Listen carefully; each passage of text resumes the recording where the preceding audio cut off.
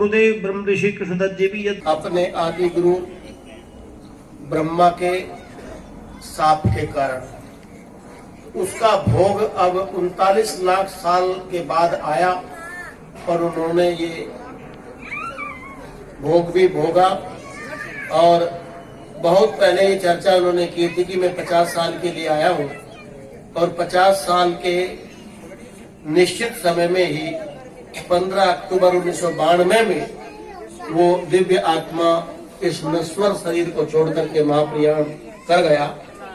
तो आप बड़े सौभाग्यशाली हैं कि उनका वैदिक साहित्य आपको मिले, आप जरूर पढ़ें।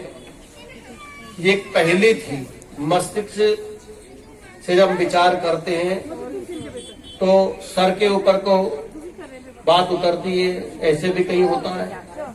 जो निरक्षर थे और लगभग 70-80 पुस्तकें उनकी है, जो वैदिक अनुसंधान एक समिति बनी, जो वो लेट करके बोलते थे समाधि अवस्था में,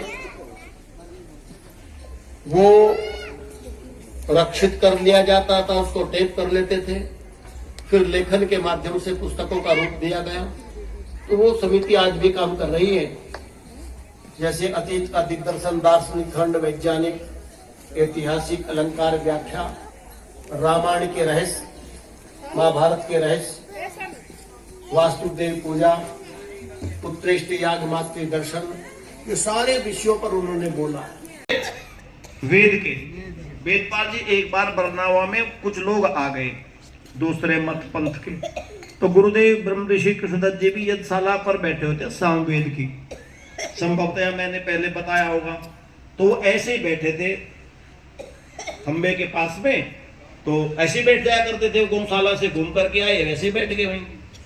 तो 10, 15, 20 लोग आए और उन्होंने आकर के पूज्यपाद गुरुदेव का परीक्षा कराया। एक व्यक्ति गुरु जी को जानता था, आप जैसे व्यक्ति, बोले ये हमारे ब्रह्मचारी जी महाराज हैं और बड़े ऊंचे ऋषि हैं, तपस्वी हैं, इन्होंने ये आश्रम बनाया, गुरुकुल बनाया।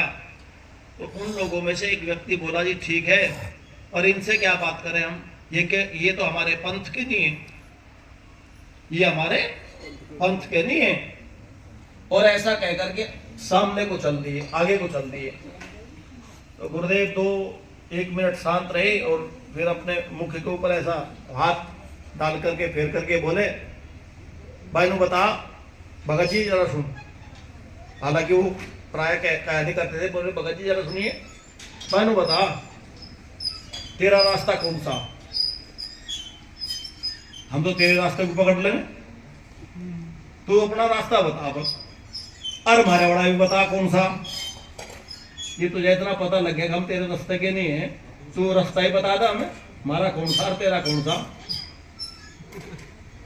बस वो तो बोला नहीं, सांप सूंघ गया था, तो इतना कहते ही गुरु जी कहने लगे, सुन रास्ते सबके एक, और तू को कुछ, जहां से तू खावे वहीं से हम खावे, बता तेरा रास्ता अलग कैसे है और हमारा अलग कैसे, जहां से तू देख रहा वहीं से हम देख रहे, कान से तू सुने कान से मैं सुनूं, नाक से श्वास तू ले रहा मैं भी वहीं से ले रहा, और मलमूत्र की स्थिति तेरी भी वही है मेरी भी, मेरा रास्ता न बता दूसरा कौन सा।